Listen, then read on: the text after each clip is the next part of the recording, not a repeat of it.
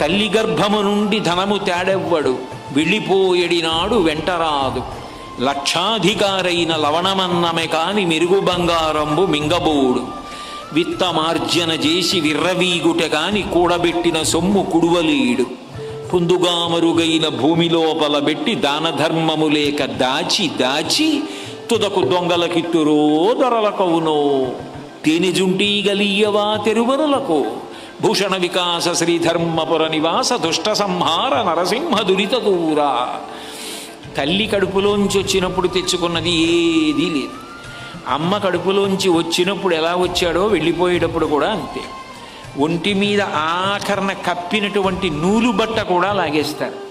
లాగేసి తీసుకెళ్ళి కట్టెల మీద పడుకోబెట్టి వెలిగించేస్తారు. ఒంట్లో ఉన్న నెత్తురంతా ముద్దలు ముద్దలుగా కట్టెల మధ్యలోంచి పడిపోతుంది.